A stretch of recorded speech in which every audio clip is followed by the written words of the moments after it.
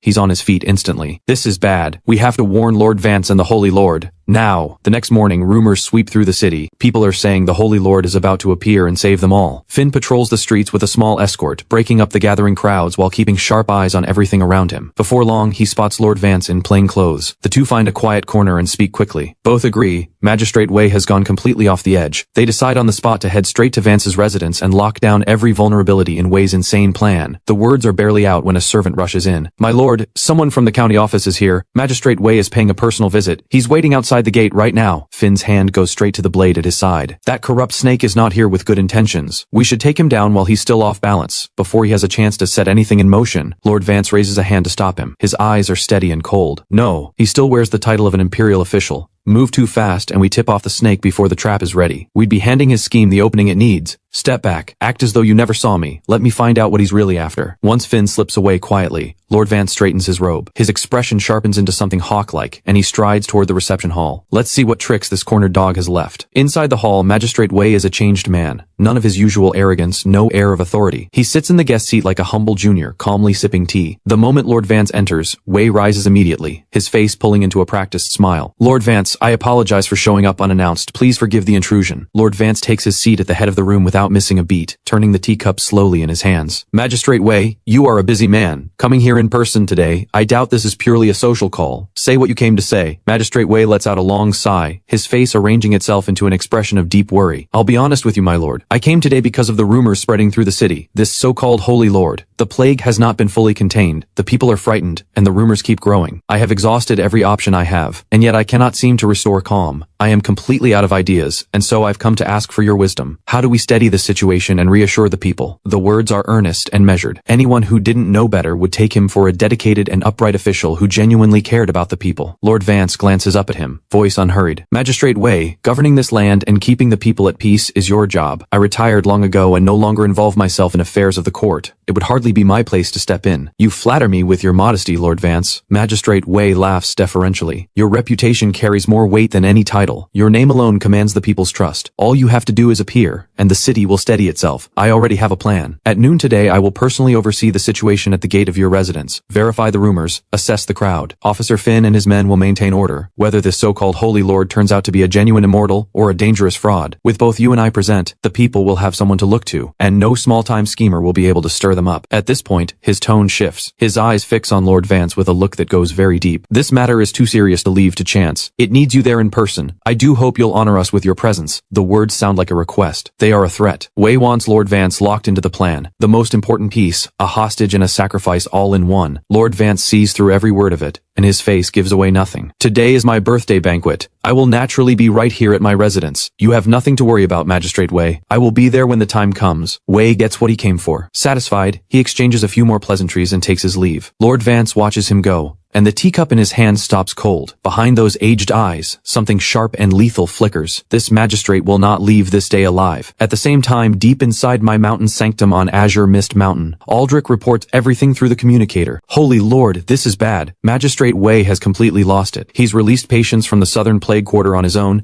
and he's been quietly seeding rumors, saying you will descend at noon today to save the world. He's deliberately backed you into a corner. He wants to put you in a situation where you cannot save everyone, so the people lose faith in you. I listen to every word, and a cold smile pulls at the corner of my mouth. The harder he tries to trap me, the more I'll give him exactly what he wants. But holy Lord, there are so many patients, and the plague spreads fast. If you can't heal them all at once, the people will start to doubt you, and then Magistrate Wei's plan will have worked. It won't matter. I rise to my feet. The newly awakened power of the dog seal flows through me, carrying a certainty I've never felt before. A clown dancing on a stage he doesn't own. No matter how many moves he makes, he cannot change the ending. Pass the order. Have Finn and your people hold the perimeter around Lord Vance's residence at noon. Keep the innocent safe. Everything else is mine to handle. With the dog seal now unlocked, I cannot die. This little drama Magistrate Wei has so carefully written, it is the perfect stage for me to win the hearts of 10,000 people. By noon, the square outside Lord Vance's residence is already packed. Plague patients and healthy citizens pressed together, every face written with despair and desperate hope. The air is thick with the smell of sickness and a tension that crawls under the skin. Inside the residence, the birthday banquet is already laid out, but the atmosphere is suffocating. Magistrate Wei sits in the seat of honor, his hollow smile fixed in place, raising his cup to every guest in the room, as though the noise outside and the plan unfolding beneath their feet are none of his concern. Lord Vance sits at the head of the table, composed on the surface, vigilance buried just behind his eyes. Finn has slipped back inside and positioned himself in the shadows, one hand on his blade, watching Magistrate Wei's every move. They all know, the moment is here. Wei sets down his cup. A flash of cold cruelty crosses his eyes. He gives Sable a barely visible signal. In the shadows, the assassins move, igniting the fuses buried underground. The fuses catch, and the hiss of burning cord cuts through the silence of the hall like a blade. In that razor-thin moment, the sky blazes gold. A figure tears through the air above. Every person looks up without thinking, and there, stepping down on clouds of radiant color, a white-robed figure descends from the sky. That figure is me. The crowd in the square erupts, thousands dropping to their knees. The Holy Lord has appeared. Holy Lord, save us. Magistrate Wei watches this, and instead of fear, a wild, broken laughter tears out of him. him. You finally came. Perfect. Today we all go up in smoke together. Every single one of you dies with me. But the explosion he has been waiting for never comes. I hang suspended above the residence and simply raise my hand. An invisible force crashes down. The ground shakes with a deep rolling boom. The entire foundation beneath the residence is ripped upward and suspended in the air. Every powder barrel buried underground and every assassin hiding in the shadows is dragged into full view. Nowhere to hide. Every person in the city, every guest inside the hall, all of them struck speechless by what they just witnessed. The square falls into total silence. Nothing but the sound of ragged breathing. Magistrate Wei's smile freezes on his face. That's not possible. How? My gunpowder. How did my plan fail? I don't even look at him. My gaze moves slowly across the crowd, settling on the gaunt, suffering faces of the plague patients. With a single thought, the healing power of the horse seal pours outward. A golden rain of light falling softly over the entire square. Wherever the light touches, the red rashes on the patient's skin begin to fade. Coughs stop, fevers break, wounds close at a visible, impossible speed. Even the miasma in the air dissolves. Countless people feel a warmth spread through them. First comes confusion, then disbelief, and then the square breaks open with weeping and cheering so loud it shakes the sky. They fall to their knees before me. Magistrate Wei, your crimes are without limit. You colluded with bandits and treated the lives of 10,000 people as worthless. Today is your day of judgment. My voice is not loud. Yet every single person in that square hears it clearly, carrying an authority that cannot be questioned, ringing through the entire city. The words settle, and I extend one finger toward the powder barrels still hanging in the air above, and release them. Every barrel tears upward into the sky like a freed bird, and far, far above, they burst into brilliant, silent fireworks. Magistrate Wei completely breaks. He crumples to the ground, shaking uncontrollably. No! This is impossible. What are you? Why? No matter what I do, no matter how I scheme, can I not win? You treated the people as insects beneath your feet. You crushed lives without a second thought. Then feel what it is to become one. I descend slowly and land before him. The light of the monkey seal flares at my fingertips. Wei's body contracts under the seal's power, shrinking, twisting, until all that remains is a filthy, scrambling rat, shrieking as it vanishes into the alley, condemned for eternity. From that day forward, Jingzhou Prefecture knows no cruel magistrate Wei. There is only a holy lord who carries the weight of 10,000 lives in his heart, and the power to match it. The faith of the Holy Lord's following spreads like a single spark from this forgotten corner of the world, and it does not stop until it has reached every corner of the land. I stand at the summit of Azure Mist Mountain, looking down at the sea of people below. The eternal power of the dog seal flows through me without end. I came here wanting nothing more than reputation points and a quiet life, but looking at the devotion of 10,000 faces, and seeing the shadows lurking beneath this age of peace, something much larger begins to take root. An ambition I never asked for is growing inside me. Follow, like, comment, and share for more story.